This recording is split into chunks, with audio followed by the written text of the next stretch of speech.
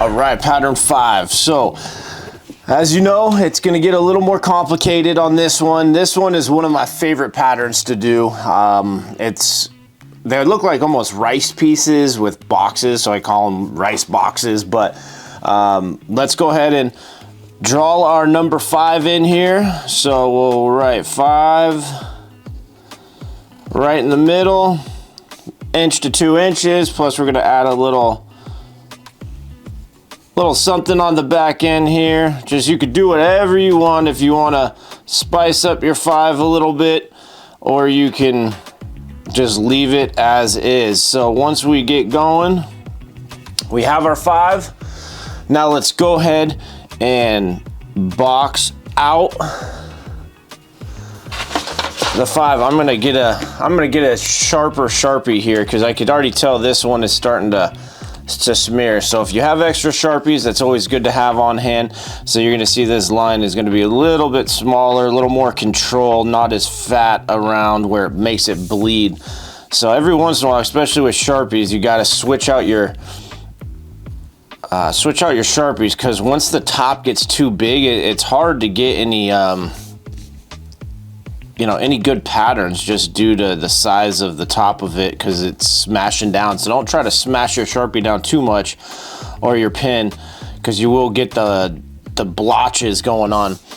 So there's our boxed out 5 right there. We're gonna go ahead and go do the borders. Oopsie, that was a wiggle right there. I tried going too fast. That's what happens when you rush. You make mistakes. That's why you just go, take your time.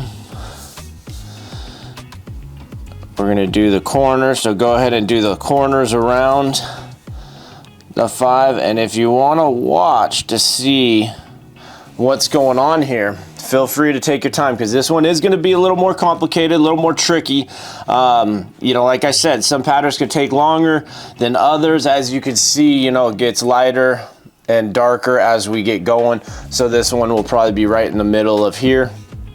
So first, we're gonna find a space kind of like these that we can go straight down. You don't want to start in the middle. So let's go ahead and find a spot. Let's say right here, and we're gonna make these little rice grains, I call them. And we're just gonna go down and just try to go as straight as you can. I do love making this pattern here. I think at the end it's really cool. You want to give yourself some space. I might have even done these a little too small, but you'll see what I mean when I finish all of these. So once we try to do about the same amount of spacing here, I'll show you what we're gonna do. We want to line up, because we are gonna connect. So for instance, like this one, we're gonna come right back here. So you do want to try to get these as straight as you can. So let's say like right here, you don't want to get these wandering too big away from each other, because we want to try to make these nice squares once we connect them all. And then here's where we're going to go into our 5. So let's go ahead and go down as much as you can until you start hitting that 5 right there. And then you're just going to do your best guessing. So I always draw over on top of it to pretend, and then I start where I think it's going to go again. Same thing, boom. It's going to end right here. And then you just continue to go down. So you just got to work right through, whether it's a hidden picture or word or whatever, and you almost just got to try to guess. I don't know why this Sharpie's bleeding so much, but it's just part of it. You got to keep going. So let's go ahead and do this one. This one will be a little tricky. There's that. All right. So you could go ahead and make these going one way, and then we're actually going to hit them from another way. See, that one I started going too fast, and this one is a lot bigger. It looks like it's going up at an angle. So what we're going to do is I'll show you how to correct that. Like I said, there's really no way to make mistakes, but if you're going to be doing some intricate patterns, you want to try to see, this isn't going to be there. You want to try to take your time so that it looks all the same. Even though I'm going fast, it will clean itself up a little bit at the end. And so here's this one. We got another row here. We want to make sure we have the same amount of these rice grains as going all the way across that I call these. So let's just keep making those go down. There is. All right, and then we got room for one more here. So let's make this last row. And if we did it correctly, we should have the same on both sides, because I know where the mistakes happen most of the time is when you're trying to do this.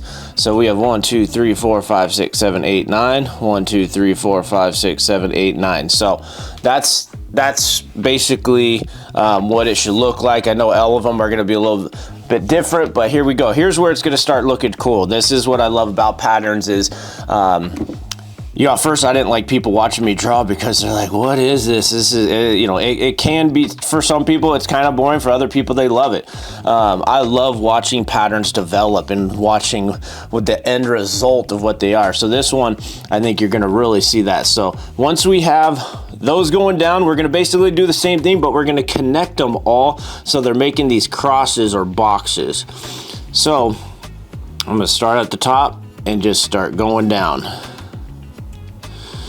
And I know a trick. So one of my tricks that I've learned over the years, especially using pens, is how, one of the biggest questions is, how do you not smear? Well, I still smear. I can just control it. So what I do is I have these sheets of paper, and I always have a handful of them there, especially when I'm working with fresh ink. And let's say you always wonder, this is where you smear, when the ink, when you're over here and the ink rubs like into your hand. So I always put the paper down so it almost soaks it up from the other side, and then you won't smear. So as I'm working, you know, with Sharpies it dries really fast, but some of you guys might already, you can check to see the bottom. If you have ink or marker on the bottom, you need to get yourself one of these pieces of paper here where it can almost act as a buffer. Wash your hands, wash the bottom of it, because the last thing you want to do is smear all over the paper, especially if you're using colors. That's where it can get tricky. So that is a trick, how I help preventing smearing all over the paper or what I've been working on. All right, so here we go. So these are gonna start getting connected here. You might have little gaps. You could go back and fill them in. And we're just gonna keep making these boxes. There we go. We're over halfway done on making these squares. Then I'll show you what we're gonna do. See how off that one was? So it's just trying to fix the best you can, connect them. They will look a little wobbly. You know, ideally you want them to all be the same shape. And the next step, I will show you why. But you can adjust, you can move down or up. It doesn't have to be perfect, but it's coming along. And then we're gonna get these boxes finished here. All right, and we have our last row. So once we are done, you should have something. Ooh, that was a bad line. This is what happens when I move fast, but I know we want to get to the actual other part where we create the picture with all the hidden details. So here's what a basic one looks like. Here's what it should somewhat look like when you're creating these squares. Now, as you can see, we have a flat edge over here. This one, I don't think I'm gonna need it, but what I'm gonna do is I'm gonna pretend like I have half of that. So I'm just gonna go right here and I'm gonna make these kind of just popping out, because then the insides of the squares will be somewhat similar. You want them all to be somewhat the same size if possible. so it doesn't look like I could even do this side here maybe. So we'll just do that. We'll add these around. And now, and you'll see as this corner over here, I don't think I need to do it because it almost got like cut in half, which is okay. And then I'm gonna do this top one as well, because now all of them should look somewhat the same. Because if I did this one, these ones would be really small. So here's where we're gonna do the insides. So I always start and do one at a time. So, or one row at a time. That's the easiest way that I feel like I can do this, and makes it easy for everyone. So I just make these little, don't touch any lines. You're just going right over these, I guess the humps. You can just go right over there, except for obviously on this side where we cut that square in half. You can go right up to the edge there, but on the other side, like when we come over here, make sure you don't touch any of those boxes there. All right, here is, and then what we're gonna do, if you want to watch, feel free. You can always go back and re-watch these and see how they're done, or see what this is gonna turn into. For me, this is the easiest way, doing one side at a time. I feel like this is it looks the best, and it looks cleaner, even though you can do it a lot of different ways. Everyone has different ways they do it. They create one box at a time. I always like to just make sure this is a way I don't miss anything, and it's a little faster, honestly, in my opinion, if you want it clean looking. All right, and we have this last row, and then you'll see where we connect. So we're gonna do this 4 times for each side. Now we're gonna come down here, and we're gonna go this way, and we're gonna connect. We're gonna make boxes inside of all these rice boxes, we'll call them. And usually I make these a little bit bigger, so if you don't have them, because you want to leave room on the inside of these boxes, because there's even one more thing once these are done. I mean, this is kind of one of those ones where you can stop, and I can add more and more detail to that one little pattern. Some patterns, I would stop, or I'll have different versions of this, so I can do this same thing like 4 or 5 times, but I'll make one little tweak to each pattern that I do, and it'll look like a completely different pattern. So once you find one that you like I do use these boxes, or the rice, like they're literally the size of a rice, I consider, and I use these in a lot of my pieces in multiple different ways for patterns. I really like the way they look, and they connect, and they make a lot of unique designs when you connect them and draw with them. Yeah, see, this Sharpie's already, you could tell it's starting to smear. So if you're getting one that's really starting to smear bad, it's kind of time to change Sharpies and try not to push down onto it too much. The good thing with the pens is you got that consistent, oops, looks like I need one more there. All right, and now we're gonna go back to the third side. So as you'll see, this will be starting to shape up here. Ideally, you want these boxes to look the same size. And you could do that by taking your time. I am trying to speed up so you can see this, because I know some of you are probably waiting to see this final pattern or watching. So I am trying to go a little faster, but ideally you want all these boxes to be the exact same size. And you can do that by taking your time. You don't need to use tools or rulers. A lot of people do think that I'm doing this digitally or using tools, and I'm not. I just have been doing this for a while, and like doing a lot of the patterns that I've been doing for years. So some of them do look a lot better than others, but you do not need rulers, and it just takes more time, honestly, if you're going to use more tools, because you got to worry about the smearing on the ruler and then on the paper. All right, so we're going to fix, so this box over here is going to be done because we're not doing that side. So here we go. So here's the final box. So once you do all 4 of these, you're going to get these squares. See how smaller, and then there's one more step.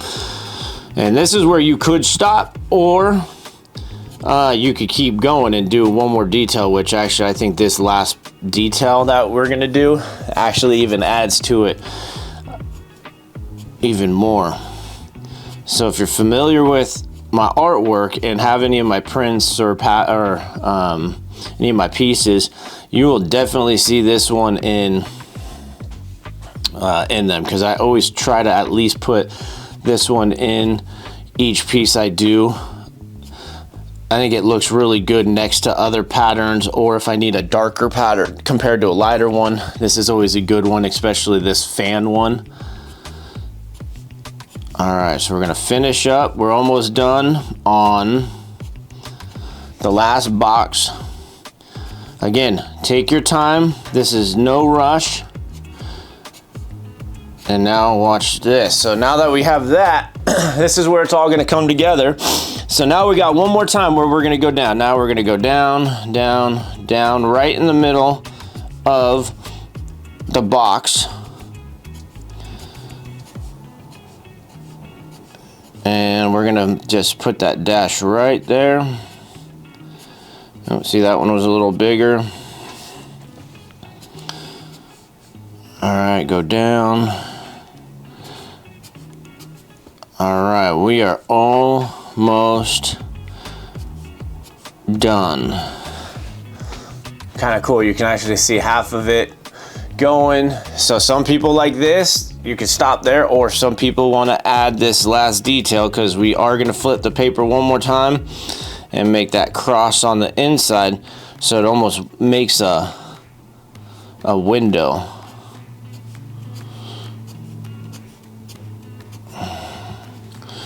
All right, last row. Good job, guys. Keep going. Here we go. So last time, and so now you're gonna see it's almost like a window inside, but all that detail that you guys were working on, it's all coming together now. And this is where I love seeing the final. See, I gotta double check before I make a mark. That's why you take your time on some of these, is you don't want to mark the wrong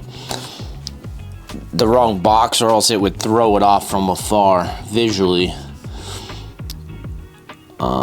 Yep, right there, right there. All right, and we are almost